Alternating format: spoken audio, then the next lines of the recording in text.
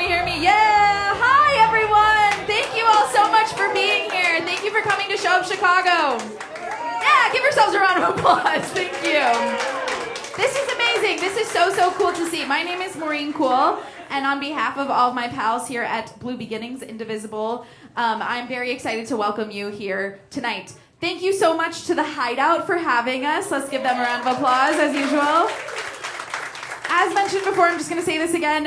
Please, if you need to, especially those of you that are standing, if you need to go out into the bar, we will have audio and video out there as well. Everyone, please drink water, but also if you want to get something from the bar, tip your bartenders. They are wonderful people as well.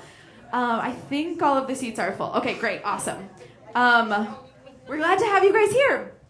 Whether you have been here before or this is your very first time, we are very glad you guys are here. I personally also always love to you all give yourselves another round of applause for showing up. You guys are doing the work, and we are so appreciative of that, and we see that. So I personally have been involved in this show for about 6 months, and we've covered a number of really excellent topics. We've heard about what we want from national Democrats, as well as the law and all of the illegal things that Trump has been doing in his second term. Last month, for those lucky people that were here, we discussed mass transit and how all of the transit agencies around us are doomsday prepping for a massive loss in budget. But again, we thank you all for being here. We are showing up. We, as show organizers, have felt an increasing obligation to use this room, use this space, and use all of you wonderful people that show up to make Chicago a place where each of us can thrive in every neighborhood. So tonight, we'll be covering what I think is one of our most important topics yet. How do we support our neighbors who are increasingly threatened by the unethical and unlawful actions of ICE? Those who have been here for shows before know that I usually try to make some jokes here. Kind of hard to make some jokes on this topic, but here's why. A few months ago, ICE activities and counter-protests in Los Angeles made the national news. But unfortunately, we also know that ICE is operating and active in our own city, too.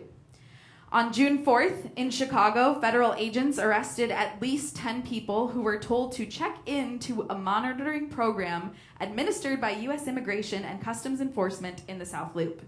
My alderman, Anthony, who represents the 35th Ward, was thrown down to the ground as he tried to protect our neighbors. We've also been seeing this all over the news. The federal government is terrorizing our neighbors with legal trickery. Oh, we don't have audio.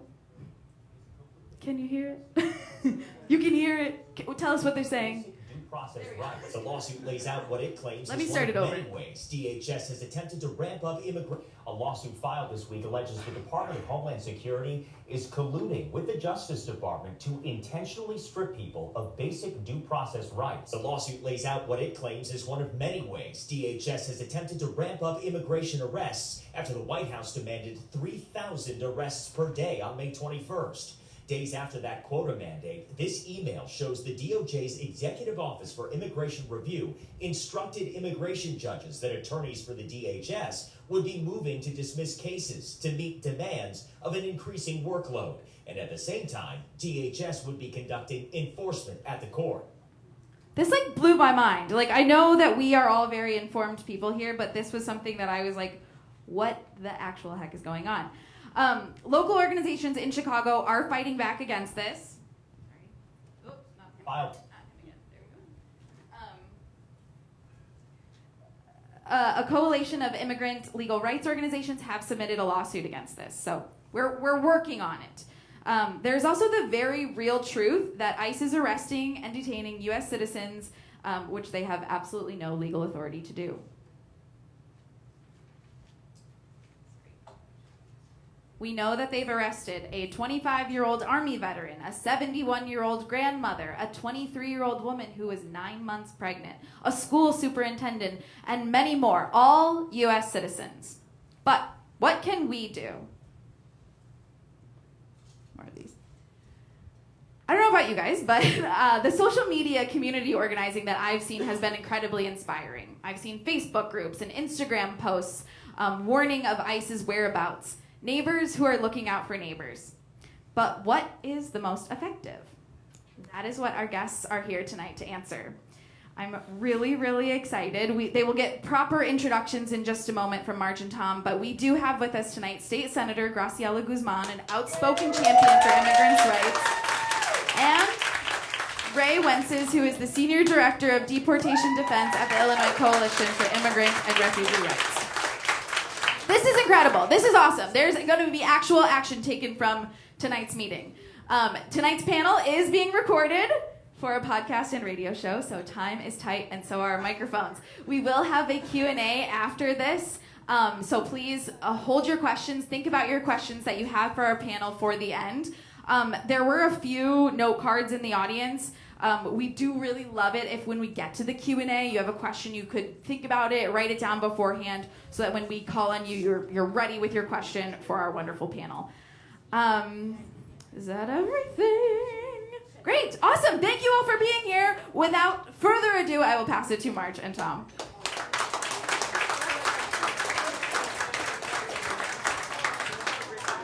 What a fantastic crowd. Thank you so much for coming. I know we're here because we all care deeply about this important topic. I wish it was for a more fun reason, but I'm glad that we can all at least be together and make some good things happen. So welcome to Show Up Chicago. This is a community gathering and political panel show presented monthly here at the Hideout. I'm Tom Moss with Marge Halpern. We're part of the leadership team of the Indivisible Blue Beginning chapter. So tonight we're talking about how to help some of our most vulnerable neighbors, whether they came here through legal channels or crossed our border in secret. Anyone who doesn't now hold a U.S. passport, and even as we've heard, some who do, will be at risk of arrest by ICE. Migrants have followed the rules spelled out for them in the past, or maybe they didn't, but that matters little at this point because those rules have abruptly changed. Now, what does this mean for those of us who do have U.S. citizenship and are angry and want to do something to protect our neighbors living peacefully among us and contributing? What can each of us do? We're pretty sure that's why you're here, and that's why we've invited tonight's panelists to share their deep knowledge. So let's welcome State Senator Graciela Guzman, who represents the 20th District. And if you don't keep track of our governing map, I will let you know that this comprises parts of Logan Square, Albany Park, Avondale, and other nearby neighborhoods. She might even be your representative and senator, and you don't even know. But now you know. Right. Graciela is also the first Salvadoran American elected to the Illinois General Assembly. Relevant in a lot of ways tonight. She's the oldest of 5 children raised by parents who fled the Salvadoran Civil War. Rey Wences, Senior Director of Deportation Defense at ICIRR, the Illinois Coalition for Immigrant and Refugee Rights. Director also of Communications at Unemployed Workers United, a national organization focused on economic justice. Locally, Rey continues their contributions to Chicago as a member of the United Working Families Executive Committee.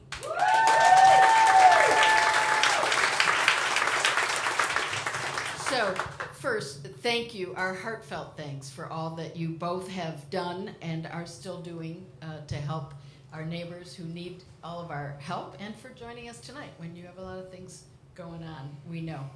We start from the perspective that there is a wide range of answers to the foundational questions that we have. What can I do to help? There are a lot of ways to help, and there are ways that will fit some people better than others. So, as some options also are going to be easier than others. Some have a higher personal risk than others. Each of us will make a choice about what it is we can do and are comfortable doing, but we want to cover the full range tonight so we understand all the options. So let's start from where we think things are today. We haven't yet seen that high-profile military operation that we saw in LA, but we think it's coming, And in the meantime, ICE is certainly here and making arrests in our communities, deporting folks from neighborhoods all over the city and the suburbs every day. Sometimes very public, other times isolated, discreet ways. I'd like to hear from both of you just a brief description of what you think is happening, what you know is happening in the city right now. Rey, do you want to start? Yes, I'll start. Hello, everyone. Rey, my pronouns are they, them. Let's see. What is happening? So I'll tell you that we at the Illinois Coalition for Immigrant and Refugee Rights, ICIRR for short, I joined the team back in March. Before that, I was the first deputy at the Office of Migrant and Refugee Rights under Mayor Johnson's administration. And I think when the elections happened, it was very shocking, the results to see. It was shocking and not shocking. And I remember thinking, where do I want to be when this hits the fan? And the reason why is because what's happening every day and what we're seeing in our screens, whether through the phone or the media, the level of attention that it has been getting, it's exposing something that has been happening for a really long time.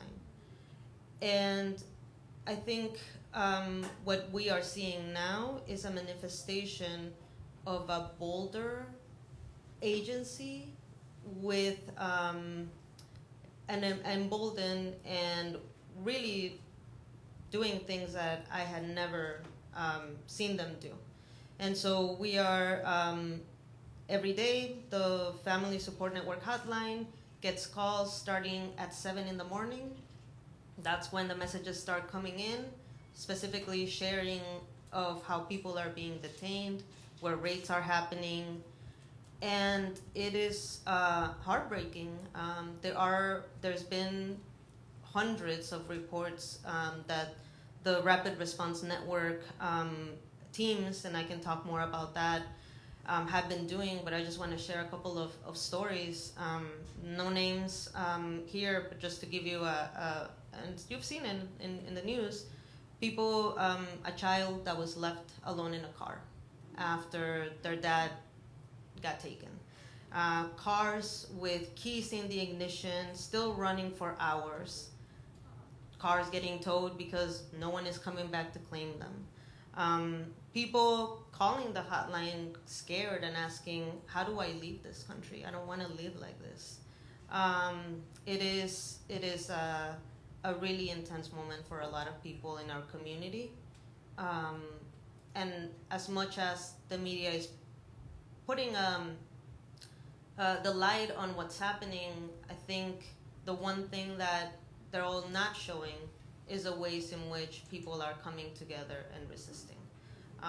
And so I hope that, moving forward, we can all continue to engage in spaces like this one and others, because every single person knowing one more egregious thing that they are doing is, I think, unmasking the terror, and it's creating a moral crisis. And we are in this moment where we have to choose and we have to pick a side. And what this administration is showing us is that they are on the side of dehumanizing people for what they look like, where they come from, and because it does not meet, people do not meet the standard that this administration is trying to set. And the scary thing is that this is a test, because we have seen how it went from undocumented people to legal permanent residents to citizens, and now they're going for constitutional rights. Very scary stuff. And in the years of organizing that I've done, started organizing really young, I would say now like 16 years of organizing, it's something that we're breaking our heads, and what we have to do is continue to come out, to share stories, to expose the way that this administration is dehumanizing our neighbors. Graciela, from the position of an elected official, what's the scenario that you're looking at? Hey everyone, Graciela Guzman, she, hers, Graciela in this room, Senator Guzman, the people that piss me off. And so just for quick context, I just got inaugurated. January 8th was technically my first day on the job, and so Rey was asking me how many months we've been at this, and it's like 6 going into 7. And so my entire elected period has been this fragment of getting to organize with rapid response, because that was literally first day, was, you know, the calls, the texts, the correspondence about, you know, family and what do we do, and all of those cases in our community. So you mentioned some of the communities that, you know, I proudly represent, but one of the ones also in the list is Belmont Creighton, which is a very, very long history of being disproportionately impacted by a lot of gerrymandering, which makes a lot of the resourcing at Belmont Creighton really, really hard, but it's also deeply immigrant and deeply working class. And so what we knew from the last Trump administration was that ICE walked around very, very openly. You could see them in crosswalks, you would see them in front of schools, you would see them in daycares. It was pretty open and blatant. And so that gave us an understanding that they would likely be in Belmont Creighton and other communities like ours, like all throughout Chicago and Illinois, you know, on day one, which is what they committed to do. Like day one, we're going to be releasing this heinous agenda upon people. And so as you can imagine, what we have been up to every day since then has been a combination of how we work with rapid response networks in our Northwest area to receive and intercept many of the calls that Rey discusses. I've been known to be on my way to a meeting and say I'm not going to be 30 minutes late because I'm going to respond instead. Because if I can, I will. And I think that's the principle that you're hearing from Rey and from many of us. If the lowest denominator means that your presence can make the difference for a neighbor, that it can help us validate if something is true or false, that it can help a neighbor in a neighborhood understand that there is a system that is bigger than just that one person or that family or just that block, that those are all tangible things that we can do. And Marge, I appreciate your conversation and introduction of the concept of risk, because we talk about that all day long with individual people that are saying, what can we do? And we ask them, well, you know, talk to us about your family structure, talk to us about your immigration status, talk to us about your comfort level. And I know that as an elected, I come with the highest privilege possible. To be able to show up and say, I'm State Senator Graciela Guzman, come mess with me, but I still have the badge, right? And so if I can put myself before folks that are responding, I'm going to. And that's one of the reasons that I think that integration of rapid response, elected office, legal resources, like literally every asset coming together to think about what my dad calls it. You know, he says, when you think about putting a kid to bed, what do we put on the kid? The blanket, right? And it's literally the shroud of protection of our community for all of those assets and resources to come together to figure out how it is that we can protect not just self and others, but our entire community. So it's hard to resist the urge to ask what's going to happen next, though speculating is tough, maybe not so much in this case.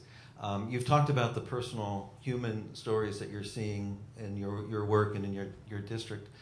You know, we look to LA, I guess, as the leading edge of what's been going on. They seem to have pulled back at least the military response.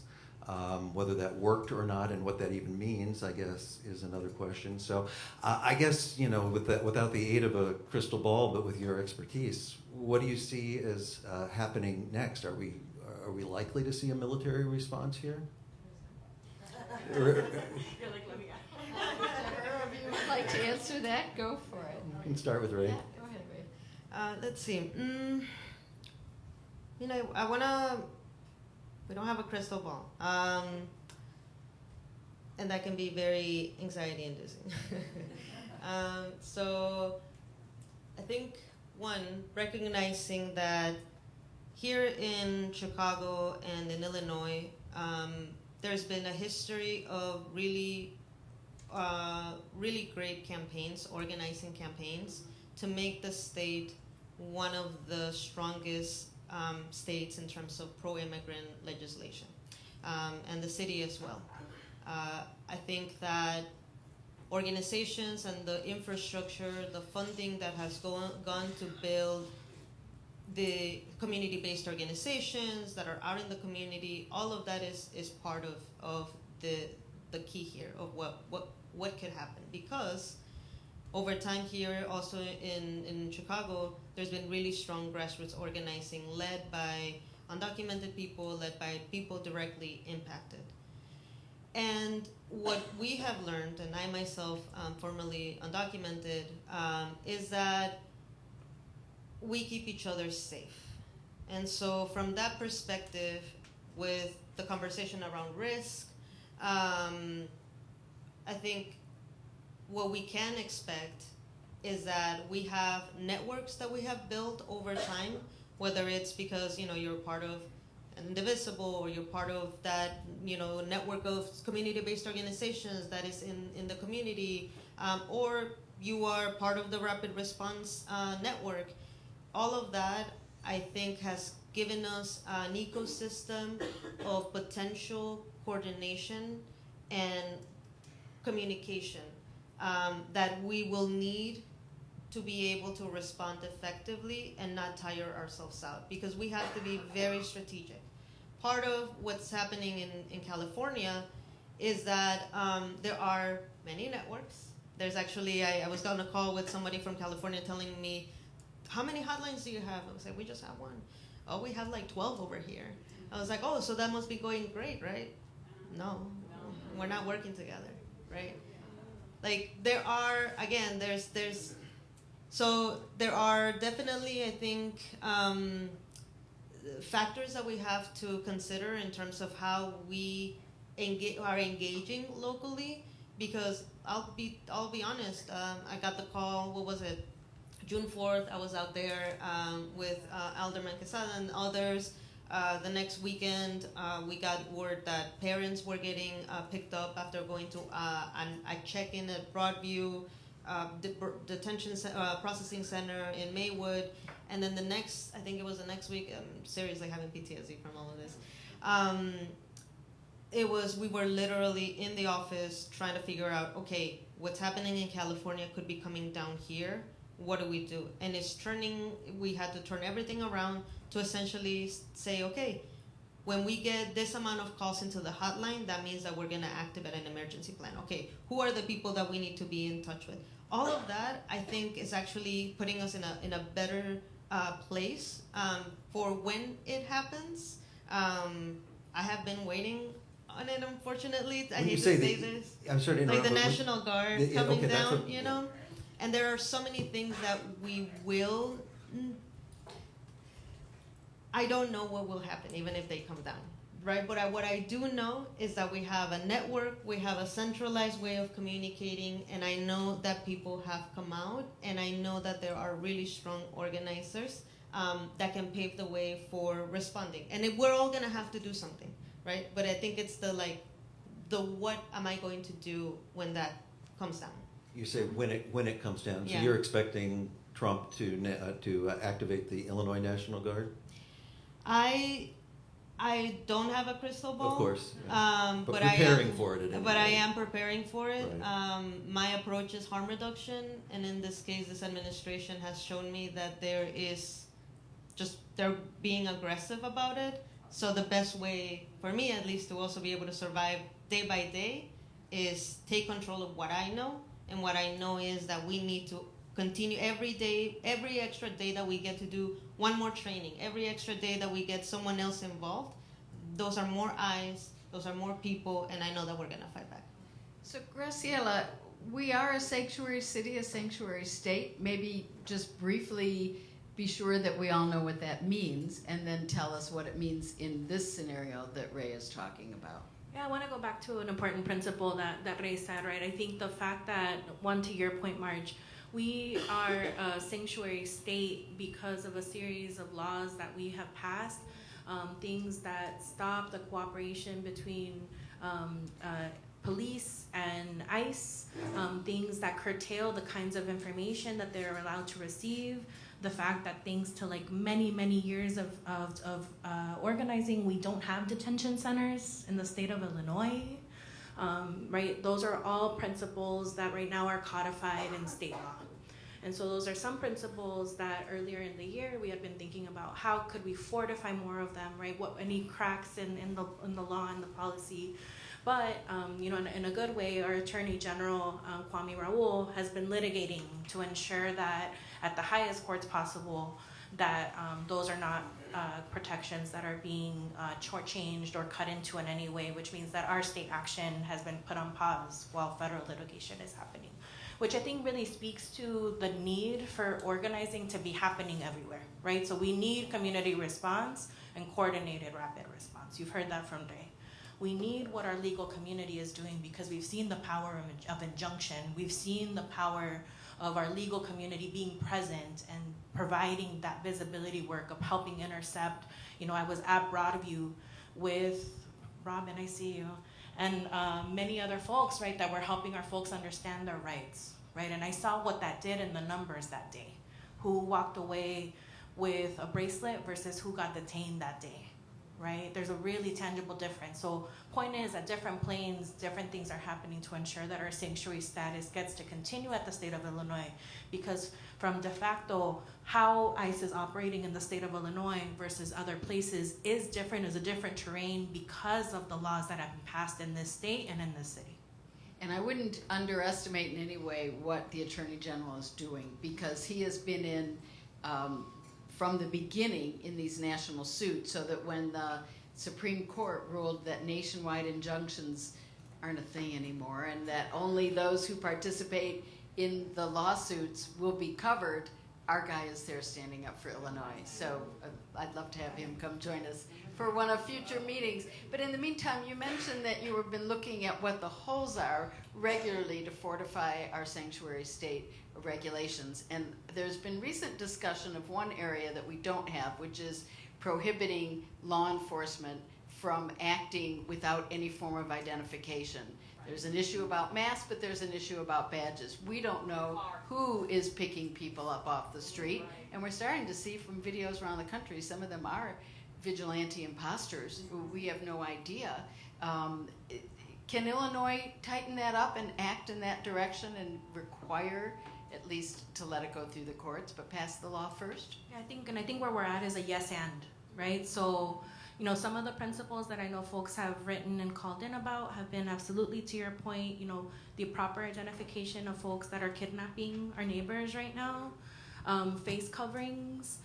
We have also heard of folks hopping on Amazon or going into other stores and basically, buying, uniform look-alike stuff so that they can act as if they are ICE to further scare our community. Point is, these are all principles right now that some of these have been filed in the legislature. Some of them are still being cross-compared with California, New York, and other states that are also thinking about this, because I think the other principle that I want to introduce is we can introduce something in the state of Illinois and it changes the atmosphere for other sanctuary states. So we want to be responsible about the moment, which is what I want to say, here in terms of like the research that I've seen. We're doing it right now.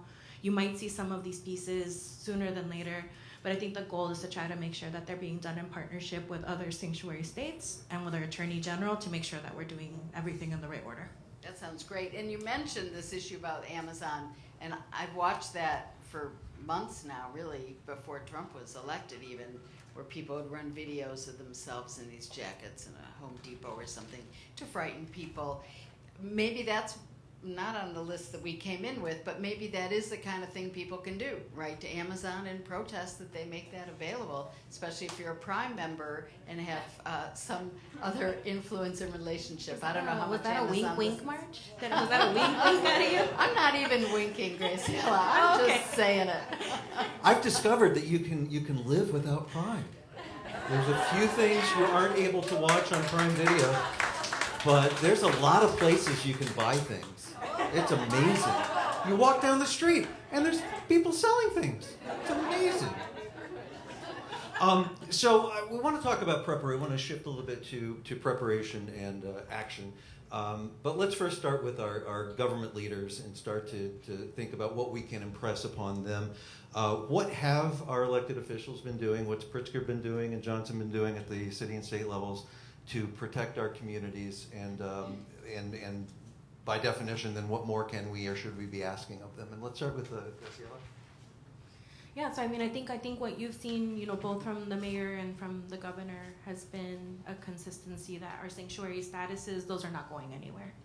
I think it's specific to the caucuses that I'm a part of. I'm a member of the Latino caucus in the Senate. I'm also part of the Progressive caucus. We've been able to have open discourse around principles. Hey, this happened in my community. Can you help me understand? Is this a breach of the Trust Act? Is this something that can be elevated? So we get to have, that level of, this is an example, help me understand if we're in accordance with the law, or if this is an opportunity to fortify out of those examples. And I think that's really important because things move really, really quickly, right? So oftentimes we're moving at the speed of someone's picture, someone's video, someone's recognizance of like what may have happened, but we also understand that there are like broader pieces of a pattern. ICE is acting in a pattern. It may be chaotic pattern, but it's a pattern, and it's something that can be learned and studied and disrupted, right? So I think there are times that people call something in and they'll say, I'm not sure if it's just a one-time observation, and then we'll be like, oh, it's actually the 5th or 6th time I've heard this over the last 2 weeks, and then you kind of lock it away and you're like, what am I gonna do with that? So anyway, having electeds that get to have that level of discourse with our highest folks in office ensures that not only do we get to reinforce the values that we should be living in the state of Illinois and in Chicago, but they're also tactically moving with an awareness that gets to say rapid response is a welcome tradition in the city and in the state. It is something that can be operated whether you're a community member or whether you are in a government office, because it's keeping our community safe, informed, and empowered. So we're going to be talking about rapid response and training here in a little bit, so I definitely don't want to lose track of that idea. Ray, have you been satisfied with what you've seen so far from the mayor and the governor? Yeah, I mean, I feel like You're among friends. put on the spot here. No, I mean, I will say, having worked in government, I think it's in the mayor's office. One thing that they have done is reach out to community partners and essentially say, like, hey, we heard about this. Is that like important information? Or hey, is there something going on because we're getting calls from this ward? Is there can we help be a messenger to factual information, because they know that we are coordinating the rapid response network. Additionally, they've also taken feedback from community organizations, things like the Know Your Rights on the CTA. Definitely, we have an open line of communication, I would say, in terms of also calling out and calling them in when we feel like there needs to be more. And so far, they've been receptive. And again, like the senator was saying, Graciela was saying, yeah, I think they... sorry, I lost my train of thought. See? Because I turned around to look at you, and I was like, Graciela. I would pick up on the last thing Yeah. you were saying, which is how the city has resources and can share information. Yes. The city has a citywide alert system, and I don't know how segmented it could be, but I don't see why it wouldn't be to the point where they could notify everyone in Belmont-Cragen that there's some arrests happening. Yeah. Is that something that would be a good use of the city's system? Yeah, I mean, I think it's worth discussing it. I mean, I'll be honest. When the network, and I'll do a little bit of history here. Can I? Yes. Okay. Yes. All right. Back in 2017, there was a group of young organizers that was called the People's Response Team. Does anyone remember the People's Response Team? Yeah. Right. And they were using back then Twitter, before it got taken over by trolls. They would essentially start listening to the radio scanners of police and would go, and if there was an incident that happened, they would try to contact the family, support them, especially with grieving services and things like that. It was a whole thing. It was a system and a network, right? So they brought out from California a couple of organizers that had done Cop Watch and had been kind of trained in the history of the Black Panther Party and how they used to also be out in their community, essentially just seeing what was going on, and also to highlight and address police brutality in their communities. So then in 2017. We get trained as immigrant rights organizers, because everything is sectored, right? we were like, hey, this would really be like, we could use this for Migra Watch, right? So then that's how the team started kind of, going around. However, it's not until this year where I feel like a lot of resources have been put into to build it out more. Where we're also running into some challenges with that. Part of the reason why and I can talk more about this, part of the reason why sometimes you'll see us being careful, or maybe people don't know this, but we are, as an organization, very, very mindful of what we are putting out on social media, what we are communicating. And I think that level of fast communication and coordination takes a lot of care and also intention. And so I don't know right now if like, I guess the question would be like an alert, right? I know that there's apps and things like that, and I've also heard from other people being like, hey, I downloaded the app and I'm just getting all these reports and I don't know what to do with them. Yeah. So I guess the question is, why are we gonna put out the information? And if we are talking about potentially pitching this to the city, I guess the question would be, what is the purpose of sharing the information in a way that is also not spreading fear, right? Like, how do we also are cautious of unintended consequences? Because it's one thing to have information, but then you have to have the coherent plan to use that information, right? That's right. Yeah. And you have to know what to do with the information when you get it. But right now, you talked about the apps. I've seen both sides about Ice Block. You must download that, it's the best. Oh wait, don't do it, it's not reliable. Where do you go for the most reliable information is a good question. And there should be multiple places to go, right, Graciela? But I think that's where, like, the partnership, so I think I'm thankful that we have one hotline in the sense that it really helps with amplifying across our community. You're gonna call this number if you see something, if you are concerned with something, if you or a family has directly been at all impacted by detention, there is a safe place you can call. And it sounds profoundly simple, but at a moment, I've been with families where they're like in deep crisis, absolutely in the middle of a panic attack, and all I'm able to get this message across is, if you call this number, I promise you that somebody that trusts and speaks your language is going to help you. And it is the foundational message that just kind of cuts through, right? So I think having that power to ensure that that is a message that is just signal waved all across Illinois is really, really important, right? This is a number you can call to get help. Two, I think some of what Rey mentioned, the process build that we get to make now as ICIRR starts to map out what is happening, where we have rapid response networks, where we don't, we actually start to build systems, right? So what happens when, let's say, someone in my community calls this number, the rapid response, basically like the network that we have in the Northwest gets a message that says, at Wrightwood and Kimball, there might be a possible reporting. We then get to have the trusted source to say, we don't know if something is there or not, but we can now dispatch people that are trusted to go check it out. Is it true? Is it false?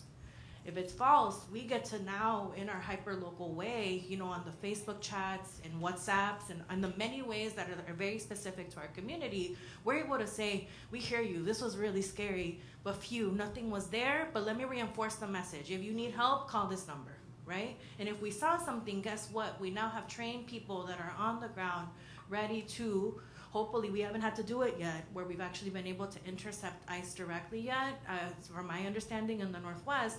But if we had to, we'd be ready to go. We've practiced. We've talked about this scenario. We're able to document. We know who to contact. We know how to call for more help and backup, right? We know how to do all of that in a safe manner. And I think I want to say that too, because our communities engage with systems, whether they are police or not, in different levels of trust and mistrust. Right? So one of the things that I see often in our Facebook chats is often what you said, March. There's a lot of apps, and someone will say it starts out free, but then on day 3, they start saying that I have to pay $10 every time I want to look at the app. Or they'll take my information, right? And so having a trusted source, again, that comes from our community, deeply powerful, because there's opportunists. that are very, very fine, feeding off of the fear of my people right now. So that's one element. Two, again, all of these systems need to speak to how can we as neighbors directly put resources in the hand of our neighbors, which is hard to say, right, when it would be simple, I think, to think about like a world where hopefully everything was more connected than it is, but right now those human pieces need to be the glue. So the bigger the network, the more people that are trained, the wider the understanding of the family support network, and the more that you see it everywhere in our community, the more that we signal wave. This is a community that is knowledgeable, this is a community you can trust, and this is a community that has your back. Yeah.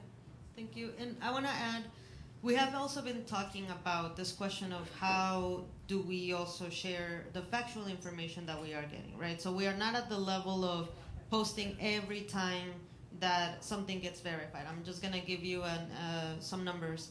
Between the weekend, the week of June 14, June 15, Rapid Response Networks, the teams within the network investigated about 105 reports that came in just in 1 week.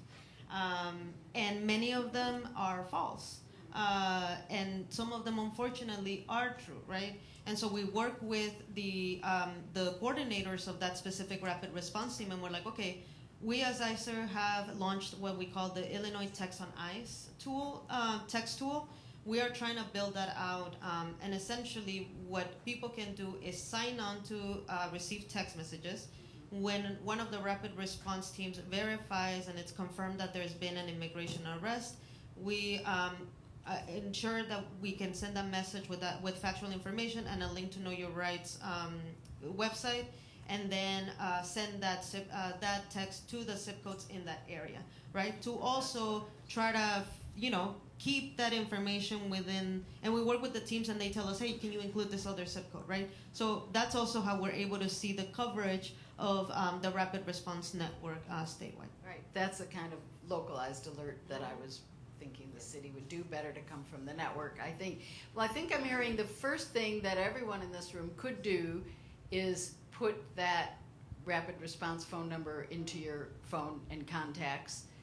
If you need to do that, we have QR codes posted all around. One of them leads you to ICIRR's page, and you'll get all of that. I think even saving the graphic on your phone, on your photos, for the Know so Your that Rights when you graphic. see someone report it in various channels, because that's the thing that often happens. Someone will post it in one community chat, all of a sudden it's been shared 40 times.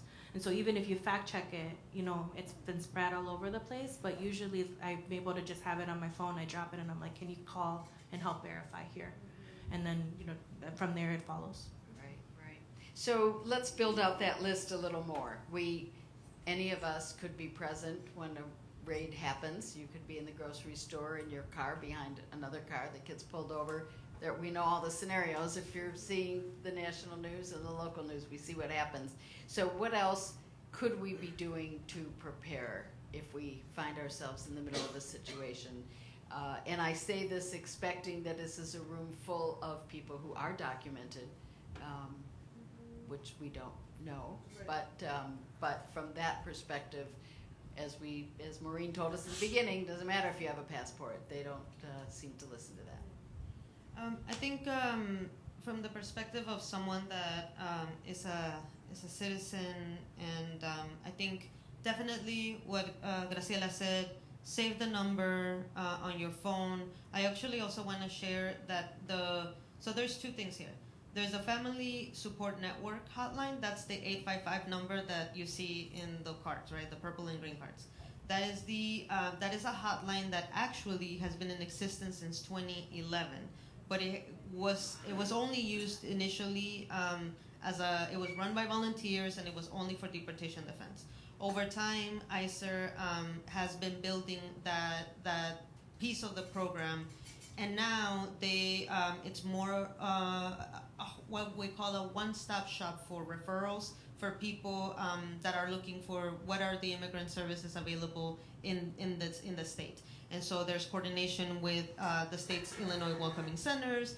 There's coordination with the organizations that run the citizenship workshops. There's coordination with the organizations that are doing helping people apply for public benefits. All of this is like invisible work, honestly, that sometimes goes of the case person actually calling and doing that. So with the hotline now, we have the hotline, the one-stop shop for referrals, and then the first two options are immigration, ICE sightings, or deportation defense. For those calls, we actually work with organized communities against deportations, OCA, shout out, and they answer the hotline. So they're operators, they have operators that are answering the hotline around ICE sightings and deportation defense, because the ICE sightings is sometimes like quick calls, right? I think I saw something, take down the information, that piece. And then for the deportation defense, it's like a longer conversation, because sometimes people are calling saying like my relative is already in detention, or my loved one is already in detention, what can I do? But yeah, so definitely know those differences, so that if you see someone that you're like, I don't know what immigrant services are available, tell them to call that number. It's true, now we have live operators, so the operators are on the lines from 7 to 9 p.m. And they are bilingual in English and in Spanish, and also we're answering other languages. I also want to share, right, that I'm coming in as really to lead a new department within ICIRR. This new department is the Deportation Defense Department, and so the hotline falls under that now. So we'll be building that tool up. And I think everyone should know that number, whether you are a citizen or not, and just share that information.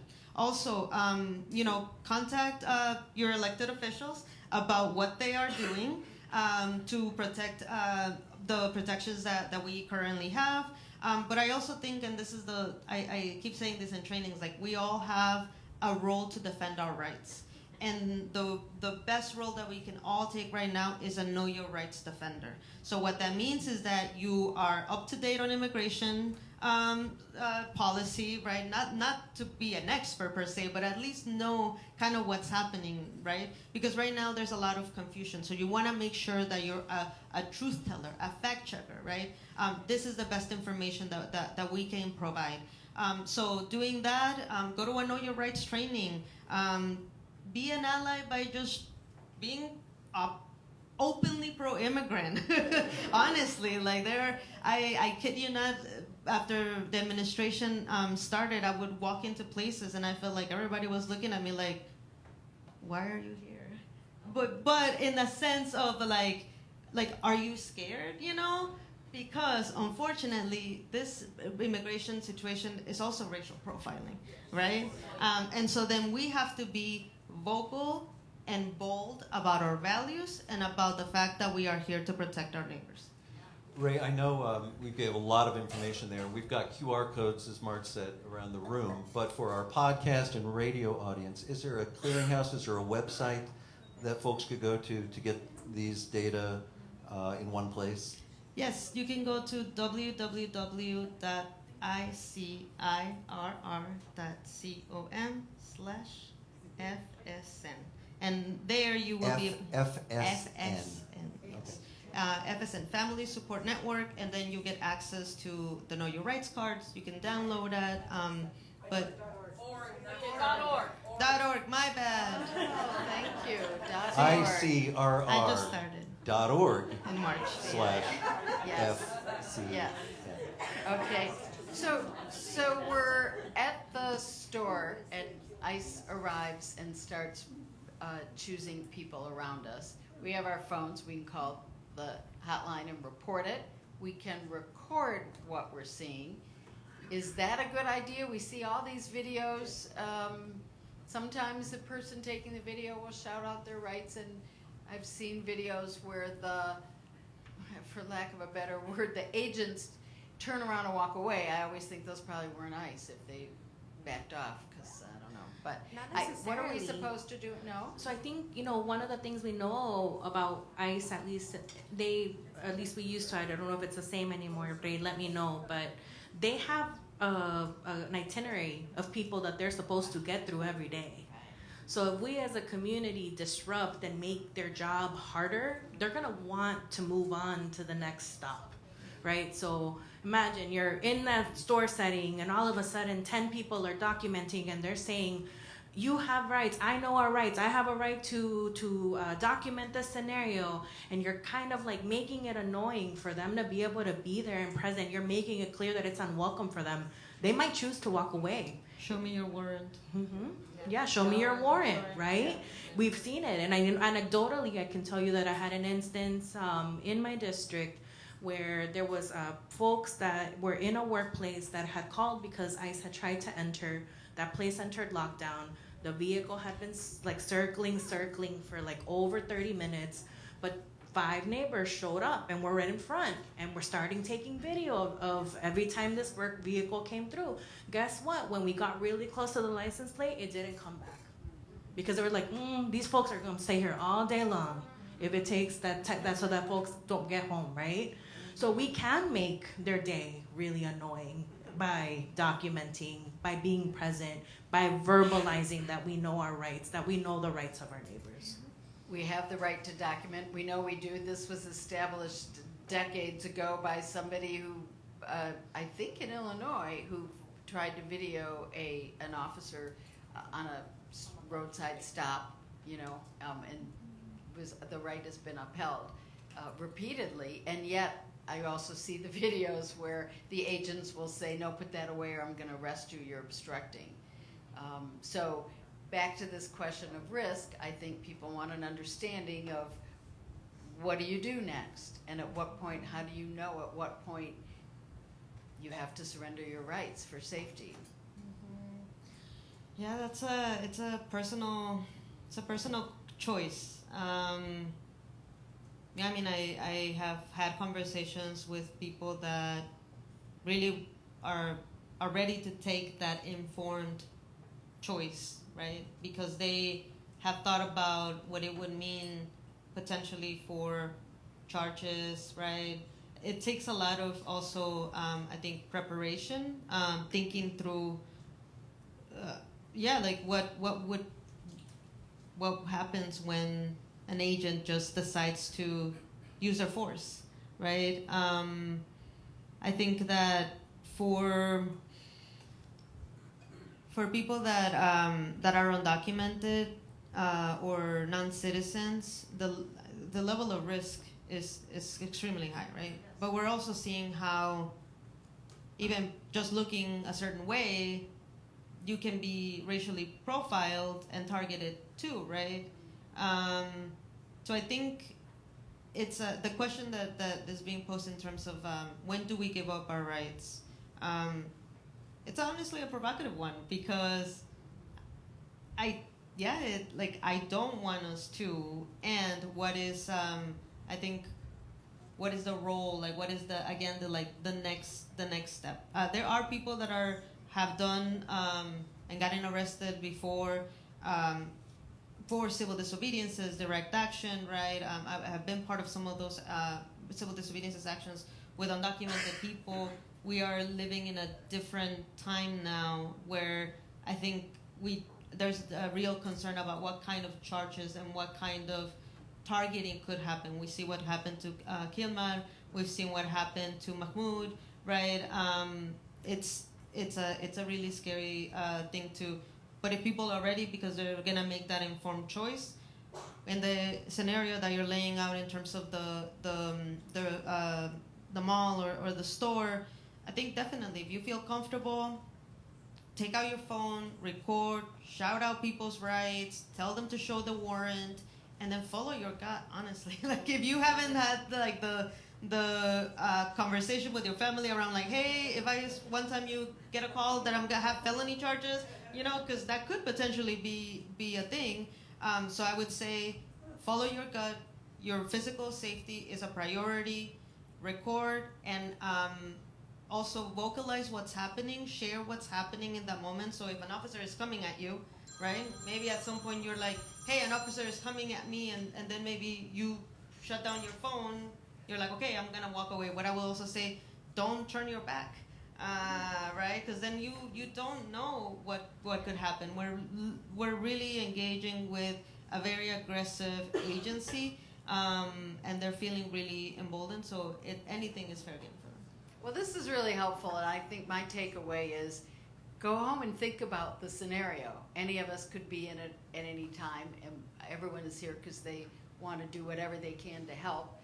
And one thing you want is to be prepared. The main thing you want is to be prepared.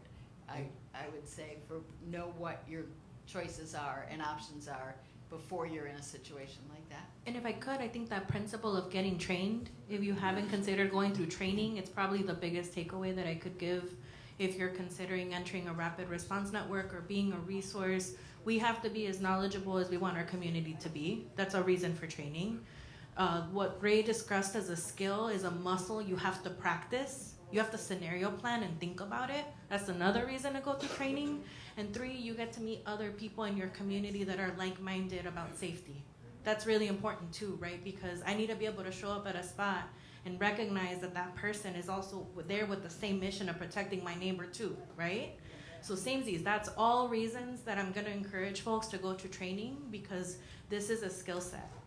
The better skilled that we are, the more of a disadvantage we catch ISAT, right? Does that make sense? Strong community equals strong training means we can protect more people. We've got just a couple minutes left, but I do want to make sure that we have more information about these trainings, where they happen, what they look like, and how people can sign up for them.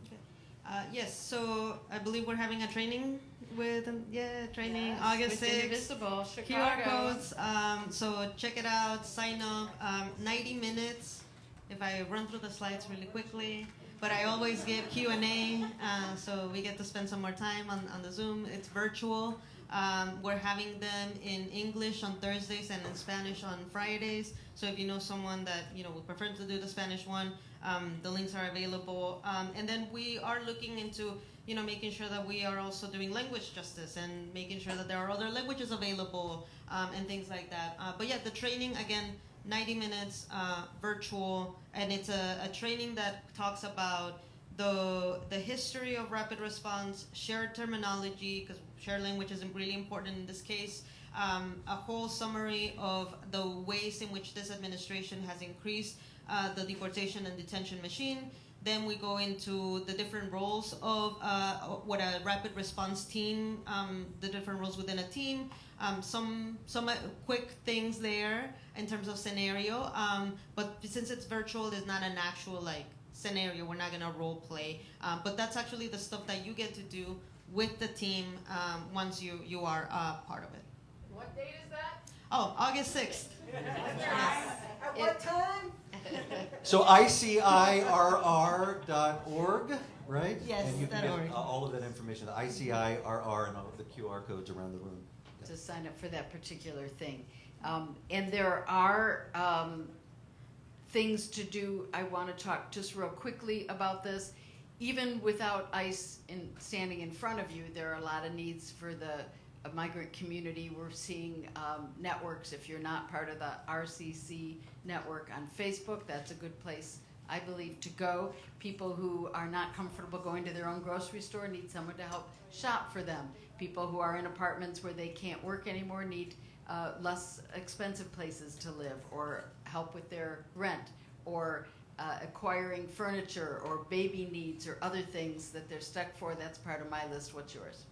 And then I think maybe part of that too is just where neighbors feel comfortable. I think we've also heard needs around companionship, right? So at the beginning of the year, we were hearing about some of my schools, 50% attendance drop because the parent didn't feel comfortable with their child going to school, or didn't have a way that they felt comfortable going to and from school because they were hearing about interceptions, like what Rey talked about.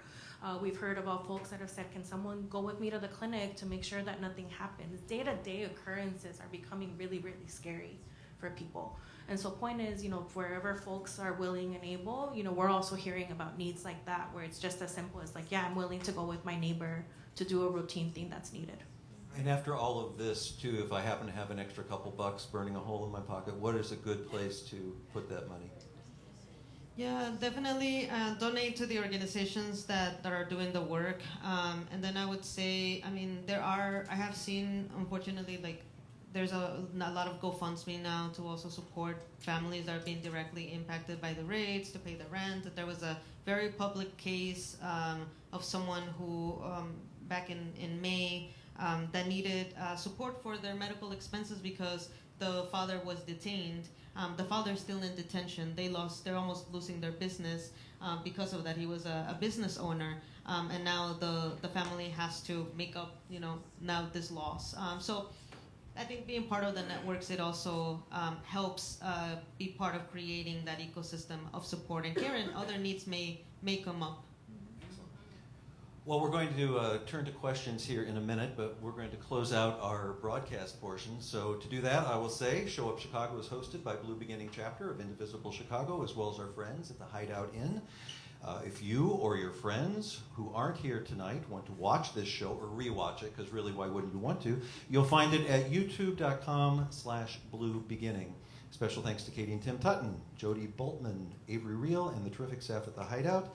Our sound engineer tonight is Kiefer Douglas. Thank you, Kiefer. John Freeberg manages our broadcasting and recording with help from Lewis University. Thanks to CPTs Matt Cummings, Tim Hogan, and Mark Pinsky for broadcasting Show Up Chicago Sundays at 7 p.m. Not every Sunday, but the Sunday after this show, so this coming Sunday. Thanks to Blue Beginning Team, which includes Marge and me and Chloe Madvig and Maureen Kuhl and Nick Rabkin and Mike Lenahan. And of course, one more big round of applause for our fantastic guests doing so much great work, Senator Graciela Guzman and Rey Wences.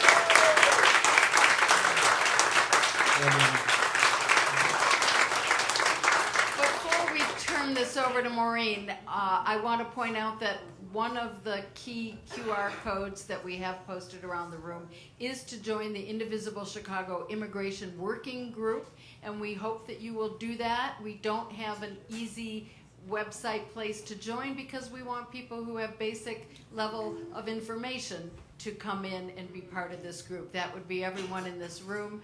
We thank our friends at Indivisible and with the Immigration Working Group who have helped us put this panel together, and hope that you will sign up for that as well as go look for those resources at ICIRR's website. Thank you so much for coming. You know, I do most of my doom scrolling by myself, so once in a while it's good to be in a room with humans who care about the same things that we all care about. Thank you all for coming. Okay, we will move on to the Q&A portion. A couple of ground rules. I'm going to hold the question. We want to really use our wonderful guest time wisely. So I'm going to start right here. You don't have a note card. Just kidding. It's okay. It's okay. It's fine. It's fine. Okay, so as succinctly as we can, what is your name? Carrie. And Carrie, what is your question? I heard on WBEZ that the police can't share arrest information with ICE. I don't know if that's true, but what this article said was that ICE is using FOIA to actually get arrest records so that they can get information about arrests, addresses, relatives, whatever the hell they have in the system. So they're using the state's accessibility, right, FOIA. And apparently I wrote to my local alderman and they said to talk to the state representative. So I think it's a loophole that they're using, and if we could change that, that would be awesome. Yeah, so that was why I had filed that bill back in January 22nd of 25. And it's still in assignments, but I'm working on trying to get it out. It's one of the loopholes that mi gente and other folks across the country have been exploring in other municipalities for a long time. So still working on getting that released. I will also say, am I in a safe room? There's a lot of federal fuckery, y'all. And so they're also using, for example, like Medicaid information, programs. Like, we're literally talking about vital programs that people need to get health care and food and rental assistance and pass, all kinds of things, right? So there was also an inappropriate leakage of that information in other states, including in Illinois. So those are some of the things that when I talk about, like, what are we exploring right now in terms of state action in partnership with the legislature and the AG, that's on the list right now for sure. Keep writing us, because I will say on all of the principles that I've talked to you about, I know I've probably gotten close to about 1,000 emails on this matter. However, there's 68 other senators across the state, right? And we still have to be able to get to 30 plus votes on any one of these issues. So you all reaching out is incredibly helpful in terms of helping us roll call towards these kinds of issues. Yeah, I also want to share on the data stuff. They've bought, and by they I mean ISDHS, they have also gotten access to Equifax or like buying data brokers, and so using that, they've also been doing that, and then we can expect back to part of the question around national, like if we can expect National Guard to be activated here in Illinois.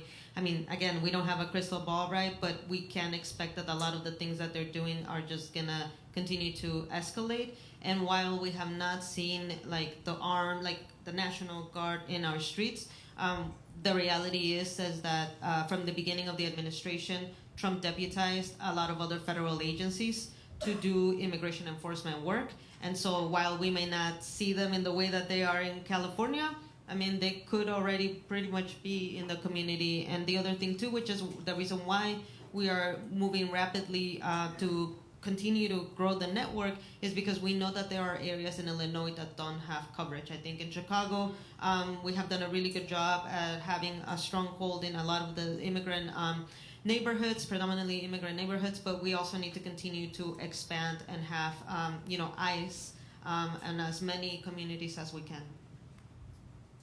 Who has a note card? Who has a note card? What is your name and what is your question?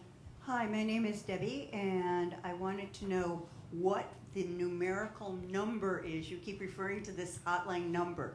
Could you please say the number? Because Yes. you keep referring to it. Nobody says what it is. Hey, It's a long number, so it's written. does everyone have their phones out? Ready? Sorry. Okay, we're sharing it right here. Do you want me to read it out loud? Okay, Yes. we're good. Okay, this number 855? Yes. Okay, 855-435-7693. We have a bingo. Okay, do you have a question? Wonderful. What is your name? What is your question? Kira, and I have a twofer. I keep saying, like, sometimes they say you should ask somebody being detained what's your name, date of birth, family, phone number, or if you should not say anything, like what information if you do speak Spanish or know certain phrases, if you're recording it so that you can contact family members. That, yes? Yeah, initially, I'm going to be honest, like initially one of the trainings that we started doing was like, ask the person, what their name, and then upon more, things that were happening, it's like, honestly, like, things happen so fast, so just ask for the person's, who can you contact? Because then you can then take that number down after things happen, then you can call and then you get to tell that person, and then you also get to respect people's privacy. I also have a second question. Schools going to be starting again. Are you guys going to Zoom classes for families that are concerned, or are you guys? Yeah, so actually, any CPS teachers here? Yeah, okay, yeah, awesome, thank you. There's actually been, so one thing, because we work with CPS on this, we know that they've done guidance, right, in terms of like what to do, a process and a protocol, on what happens if I shows up to schools. So definitely, I think that is like CPS should continue to do that. I think for purposes of, as things are continuing to evolve rapidly, we are going to expand doing the rapid response trainings. I'll be honest, I started in March and I was only like, I'm one staff in this department right now.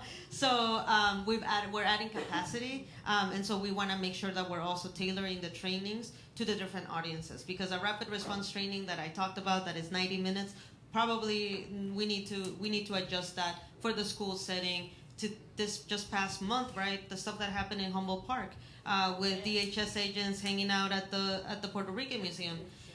What happened? The network got together. They were already trained. They work with the event organizers. The similar things are happening now, and so it's like, okay, we now have to not just solve for the summer events. We have to think about fall. We have to think about winter. So again, we're pivoting as things are also shifting. If I could, really, really fast, there was a new state law that hasn't been signed by the governor yet, but that introduces basically, they call it the Safe Schools Law, passed by Representative Jimenez and Senator Karina Villa, that basically just like codifies that regardless of your immigration status, your right as a student is protected.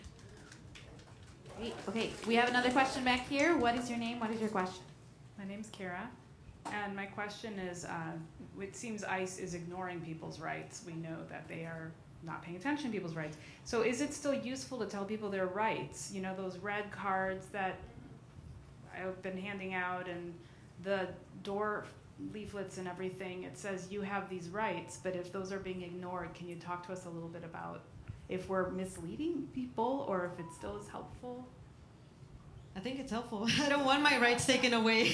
And I want every reminder every day, because sometimes it feels like I feel like I'm being gaslit by this administration, you know? So definitely I think it's still helpful, it's still important. I think we are in a moment where we are literally fighting for our rights, contesting what is legal and, you know, what isn't. And we have rights, so let's protect them. I think sometimes people make it like, well, you know, if I'm undocumented or there's a lot of noise that tells undocumented people that they don't have rights all the time. And I'm telling you this because for a really long time I grew up thinking that I didn't have rights and that I wasn't worthy of being in this country, and that I had to be the model whatever immigrant so that my rights could be respected. And so I think just normalizing that everyone has rights regardless of immigration status is also a way that we fight back against the narrative that has been telling us that immigrants are not worthy and that, you know, we should be kicked out of here, because that's not true, right? And so what I was telling earlier, like, be vocal, be bold, be pro-immigrant, call out that xenophobic shit, because I mean, last time I checked, like, a lot of us, you know, have lineage that comes from other places. So yeah. That there's this issue of capitulation in advance, right? Just because they tell some people they don't have the rights that we know they have doesn't mean that we're going to stop telling them they have these rights. Makes it more important for us to keep articulating these rights and not cede them in advance or ever. Right. Do we have one more question? All right here. What is your name? What is your question? My name is Sarah. I had kind of a follow-up question to, like, if you were to witness someone being detained or kidnapped off the streets and you get a video and you get their name or who they you should contact, do you recommend us contacting them directly or reaching out to, like, your hotline? Yes, call the hotline, because then again the live operators will be able to do that follow-up. Yeah, and then just to also, sorry, there's so much information. I swear I'll share this in the training if you attend again. On the 6th. The deportation defense piece is really important, because right now when people call, let's say that you call and someone is saying, hey, my loved one is in detention. Okay, the ecosystem of infrastructure, the ecosystem of support and care that we're building here doesn't stop there. There are organizations that actually have legal branches or legal arms, right? We have the Resurrection Project, we have the National Immigrant Justice Center, and others, right? So what's happening is that when people call and it's somebody's already in detention, they get to have that conversation with the live operator that then funnels that family or that person to a clinic or some type of initial legal intake, because immigration, and any immigration lawyers in the room? Robin, where's Robin? No, but Robin would know how complicated the immigration system is, right? So you can't just put blanket statements on people's cases. Like, you really need to make sure that they are being connected to someone that is trustworthy, a credible source, a trusted community partner, so that they can have all those conversations, because it can get very tricky really quick. And honestly, sometimes people, what I mentioned earlier, like, people are calling the hotline wanting to leave, or sometimes people are calling the hotline asking, where can I get information about emergency preparedness plan, because I don't know, I want to be ready for when it happens. Yeah. Before we thank our guests one more time, I want to point out that we're here on a Monday night when there is no band rushing to take over the room or the stage. So please stay, have more conversations with each other, with our guests, as long as they are able to be here, and order something at the bar because the Hideout is supporting us. Tip your bartenders, and thank you all for coming. Thank you, Senator Guzman.